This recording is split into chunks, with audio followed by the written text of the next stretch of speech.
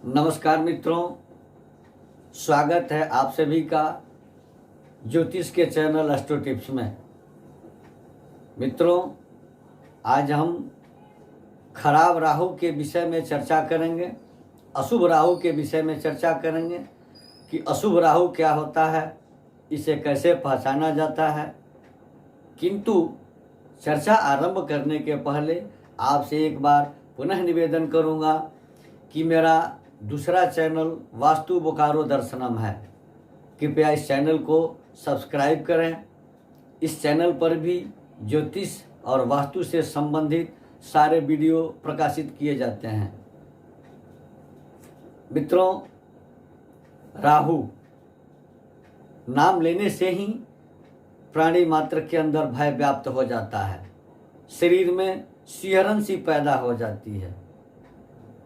जब किसी के ऊपर राहु की महादशा चल रही हो, राहु की अंतर्दशा चल रही हो, या उस राशि से राहु गोचर कर रहा हो, उस राशि में राहु का गोचर हो, तो उस व्यक्ति की क्या दशा होती है, उसे कैसे पहचान सकते हैं, इन सारे विषयों पर हम चर्चा करेंगे।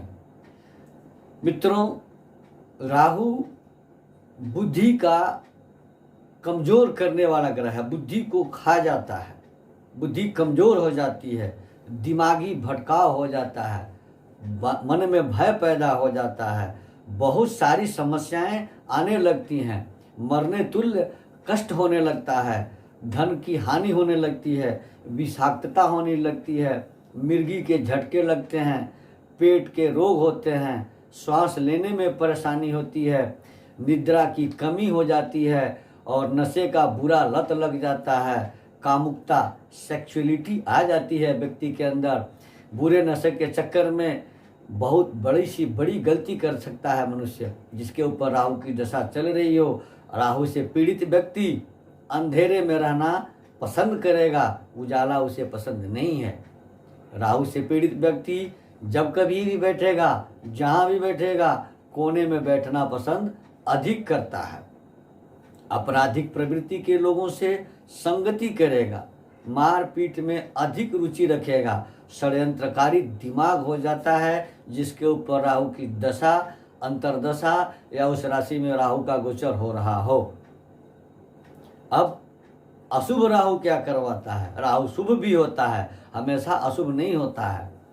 राहु पीड़ित करता है तो राहु अचानक असीमित लाभ भी करवाता है, विजय करवाता है, बड़े से बड़े शत्रुओं को धराशायी कर देता है। अशुभ राहु क्या करता है कि मनुष्य के अंदर घात करने की प्रवृत्ति जगाता है, पाप प्रवृत्ति जगाता है, धोखा करने पर उतारू करता है, षड्यंत्र करवाता है, बुरे से बुरे नशे को करवाता है और यह करवा करके जेल की यातनाएं दिलाता है। मनुष्य जेल की सजा भुगतता है। अब अशुभ राहु से डरना चाहिए। कब? जब आप में पाशविक प्रवृत्ति हो, गलत लोगों की संगति हो, गलत खान पान हो, बुरे विचार हो, तब तो आप राहु से निश्चित रूप में डरिए। लेकिन अशुभ राहु से कब नहीं डरिए? जब आपके खान पान सही हो, बुरे लोगों की संगति न हो, आपके बुरे विचार न हो, आपके कर्म बुरे न हो, तो आप राहु से कदापि न डरें। यह आपका कुछ नहीं बिगाड़ सकता है। राहु की शांति के विषय में 11 पॉइंट हम आपको बताएंगे। अगर हाथ में कलम है, कागज है, तो कृपया नोट कर लें। राहु के शांति के सबसे सटीक और बिना खर्च के उपाय हैं। मात्र एक ही उपाय है जिसमें अधिक खर्च लगता है। सबसे पहले अपने भोजन व्यवस्था को सुधारें, शुद्ध सात्विक भोजन करें। दूसरी चीज़, धार्मिक ग्रंथों को पढ़ें। जैसी विद्या पढ़िएगा वैसे ही बुद्धि होगा। धार्मिक ग्रंथ पढ़ने से विचार धार्मिक होंगे, पाप कर्म करने की रुचि समाप्त होने लगेगी। अच्छे लोगों की संगति करें।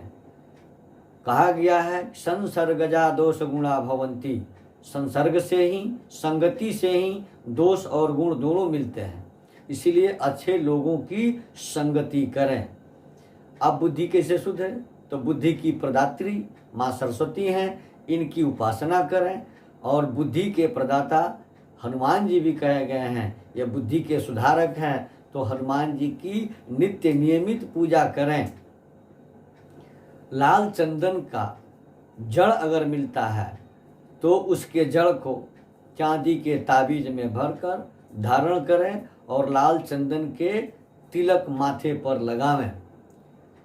घर के कोनों को, यानी घर के जो 4 कोने होते हैं पूरे मकान के, उन्हें हमेशा साफ सुथरा रखें और घर के शौचालय को बिल्कुल साफ सुथरा रखें, क्योंकि यह राहु का निवास स्थान होता है। घर में पड़े खराब इलेक्ट्रॉनिक उपकरण को घर से बाहर करें। इन्हें घर में रखने से राहु का असर और ज्यादा बढ़ता है। अब दूसरी उपाय है कि जटा वाले 4 नारियल लें, चारों को नीले कपड़े में लपेटकर घर के चारों कोने में एक एक ठो नारियल रख दें। कब? जब पूर्णिमा का दिन हो, पूर्णिमा के रात्रि में इसे रख दें।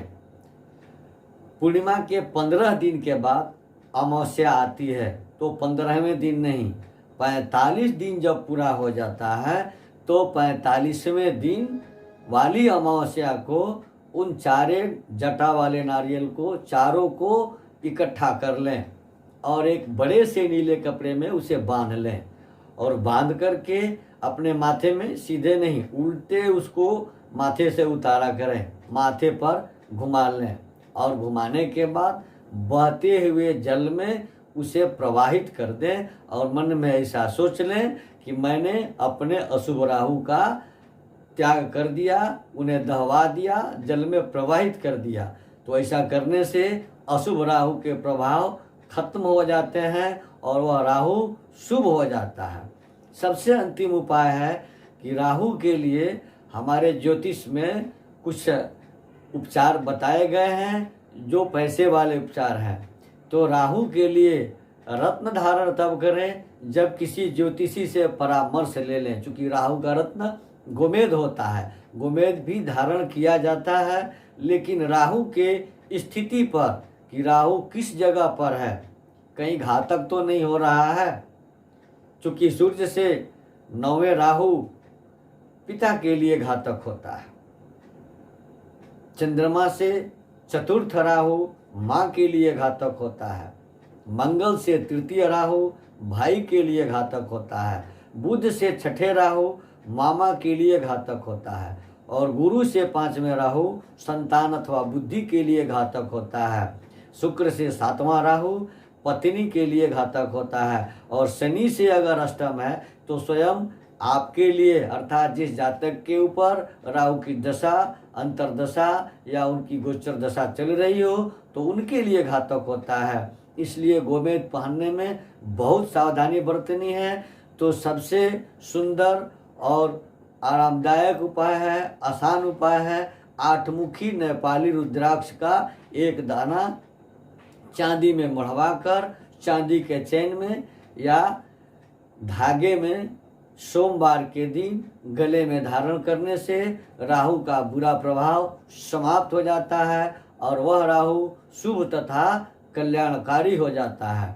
क्योंकि हमारे शास्त्रों में कहा गया है कि शुभ राहु जब होता है तो बहुत अच्छा काम करता है। श्लोक है कि सूर्यः सौर्यमथेन्दुरुच्य पदवीं सन्मंगलम मंगलः सद्बुद्धिश्च बुधो च गुरुश्च गुरुताम शुक्रः सुखः शम शनिम राहुर्बाहु बलम करोतु सततम। राहु भुजाओं में बल भरता है, साहस बढ़ाता है और शुभ कार्य करता है।